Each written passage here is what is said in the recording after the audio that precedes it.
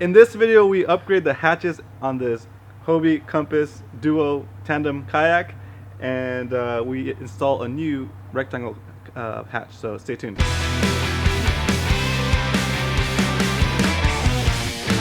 We're here at OEX in San Diego. They moved to Claremont recently, so make sure you stop by and check them out. Today, we're starting a new series where I come to OEX and document the process of doing different kayak modifications. Today, Carrie over there in the background. Carrie, what's up?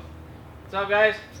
Carrie's gonna be doing moving the hatch from the center to the front, and then modifying the hole to make it into a rectangle hatch. If you want to learn how to do a hatch install, this is the video for you. So let's get started, but hang on, safety first.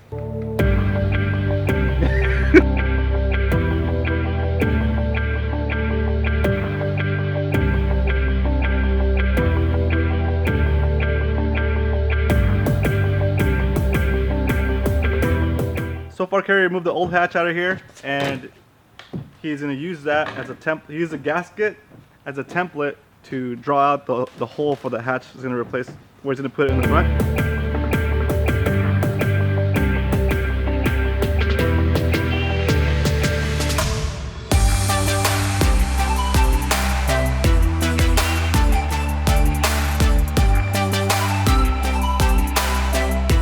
And now he's actually putting the hatch in place to see if the hole's big enough. He usually cuts a hole a little bit small so that he can file it in place and make it a super snug fit. So that's what he's doing now. Not a super snug fit. Not a super snug fit? No. Okay. What kind of fit should they go for? If you have a super snug fit, what'll happen is when the kayak expands or contracts, it'll actually could possibly bind the hatch lid from opening. So what you want to do is you want to make sure, like right here, it's in, but it's kind of tight. Yeah. What I want to do is I want to get it to where it's loose, to where it'll drop in and it'll spin freely. That way I know if the kayak expands, it won't bind the hatch, and then it'll keep opening. Boom. That's what we're here, guys.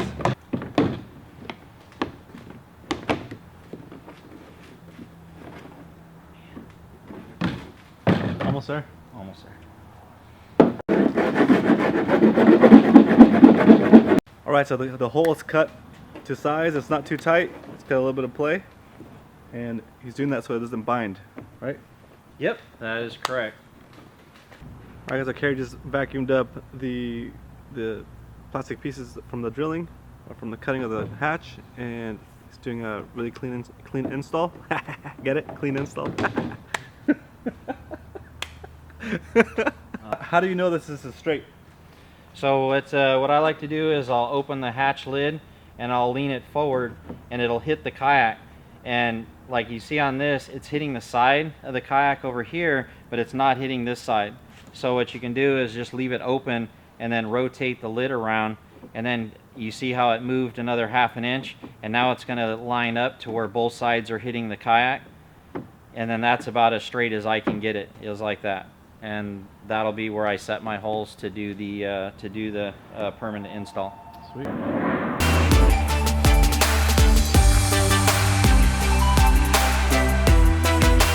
Okay, mark the holes where the hatch lined up. You drilled them out with the hatch still on. And now he's going to put the bottom plate, looks like the backing plate. Yep, the backing plate. It's the backing plate of the hatch. And these actually come with a slit in them, right? It has a split in it, so when you go to put it in, you can open it up, twist it in, so you can get it into the hatch. If you cut the hole and your backing plate fits in the hole without you having to use that slit, then you've cut the hole too big. So when you're measuring with the gasket, make sure you measure the inside of the gasket. I know some of this stuff might seem common sense to some of you guys, but some of you guys, I don't know. It's good. Definitely measure in. Definitely measure in on the inside of the gasket, and also if you do cut the hole too big, where that gasket, the inner backing plate doesn't really fit good, we can do, not really repair, but we might just do an install where we use nuts and bolts and washers instead of the backing plate. Or if something's messed up, you might have to not use a seal and then actually use a sealant, like a goop, like marine goop, as a silicone seal instead of using the actual fabric seal. So perfect. Cool. So there you go. If you're feeling brave and you want to try this hatch install yourself, go for it. But if you get into trouble, call the shop. They'll help you out, give you some ideas of how to fix it. If you feel overwhelmed, just bring it in. Yep. Cool. There we go. So is there a reason why you're using a screwdriver and not a drill? Yes. For me personally, because it's plastic, you can very easily strip out the backing plates. So I like to use a screwdriver. Just noticed something else.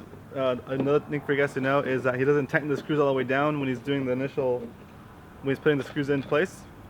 And the reason for that is because the backing plate, it has the split in it. So when you start tightening it down, if you tighten down the screws, that backing plate is overlapped inside. So you have to pull it out and line up the screws. So if you get it too tight, you might not be able to put it in place. Once he puts all the screws in place, kind of hand tightens those things, or like lightly tightens them, and then he'll go back and make sure that backing plate is flat, and then he'll go ahead and tighten the rest of them, right? That is correct. Sweet.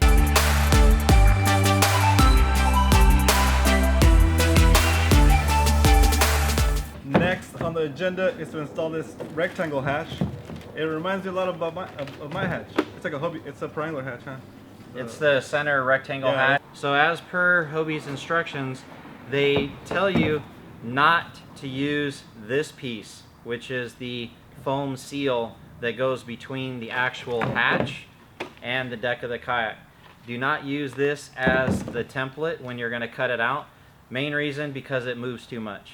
What they want you to use is the backing plate that goes inside the kayak, because it's firm, it's hard, it's not going to move around. So if you're going to draw a line, you're going to have a straight line. It's not going to be moving with the seal. And so use this. And when it sits in when it's inside, how is it? It's facing like this. Okay, it's going to face like this. Yep. But to draw the hole or to draw the template, I'm going to do it like this. And then once it goes inside the kayak, flip it over, and then the screws are going to go in this way. Cool.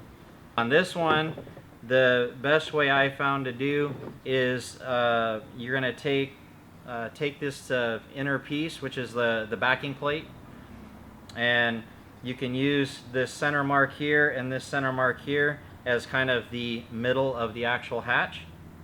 And then take it over here. When you place it on the kayak, you can use that to try to center it off of the existing holes from the factory mounted hatch, which you hope were straight.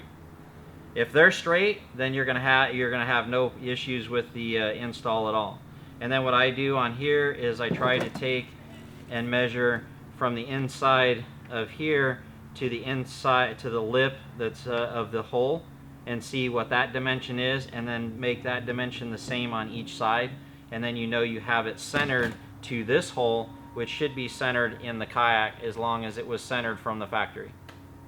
All the fun facts, guys. I'm kind of watching Carrie do it, and I'm asking the questions because I have no idea about how to do it. So I think that's what's gonna make these videos work, because I don't have the experience.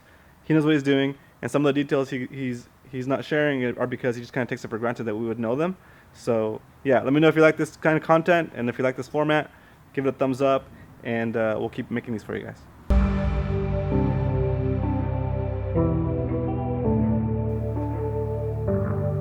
You can tell Carrie's got the safety glasses on. Oh yeah. Safety first. Safety first. He's ready to start drilling out this rectangular hatch. So I'm gonna step out of the way and let him have at it. All right. Here goes.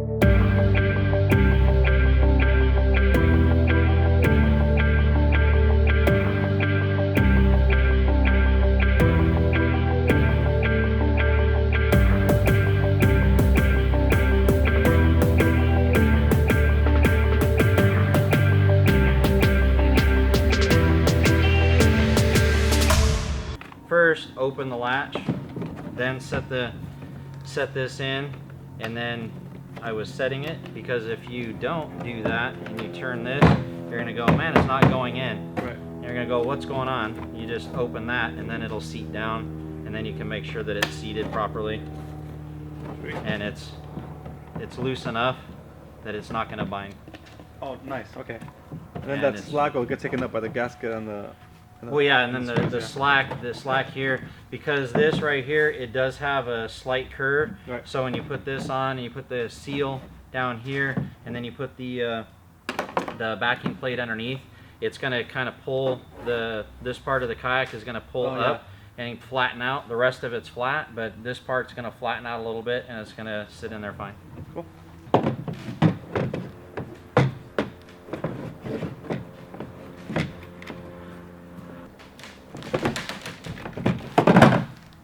Kind of maneuver and get in there. Oh yeah. Normally it would be okay, but there's like these foam pieces inside. You just nudge it a little bit out of the way and put it back in the spot. So yeah, and also the scupper poster right here and the drive opening, so it makes it a very tight fit. So you're gonna have to kind of wedge it in there. So before we start to drill the holes for the screws to hold the backing plate on, make sure you take off the foam seal, because the foam seal, the holes are pretty small in there right now. But if you start to drill them and the drill bit hits it, it's very possible that it'll bind and it'll rip the seal in half or whatever, and you won't have a seal anymore. So then you'd have to go to a silicone sealer like Marine Goop or something. So take this off before you drill your holes, and you'll save yourself a little bit of a headache.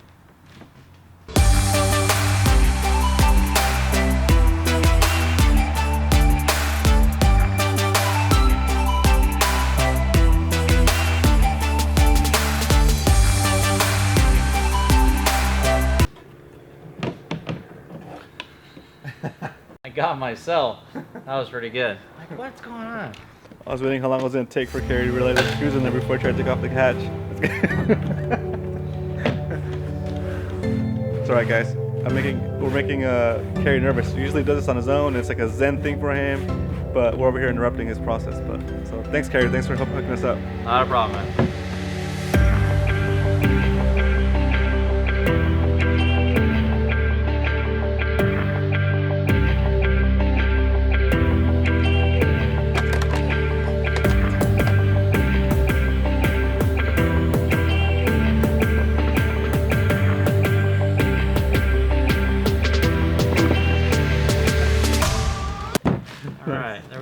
Look at that, nice. Ta-da! Alright, I hope you enjoyed this episode of YakWorks at OEX. I'm back here at the headquarters, my house. On the next episode of YakWorks, we'll be back at OEX with Carrie, and we're going to do the fish finder install on that same kayak. If the video is already up, I'll put a card for it up here so you guys can go to it right away and at the end of this video. As you know, here on my YouTube channel, I have the liberty to make any kind of show I want that I think is going to bring you value. So please, in the comments below, tell me if this show, YakWorks, is working for you, if it's bringing you value, if you want more of it. Otherwise, I'll cancel this series and try something new. So what I want to give you is the best value for your time, because you spend time watching my videos, and I want to make sure that you're getting your value's worth, okay? So let me know if you have any ideas on different shows. Also, throw it in the comments, and I will consider that. So big shout out to OEX in San Diego. Thank you so much, Brent, for letting us use your facility and your store for recording these awesome videos. Carrie, thank you so much for always being willing to share your knowledge and putting up with me and my intrusive camera. All right, see you on the next episode of YakWorks. Thanks for watching. Woo!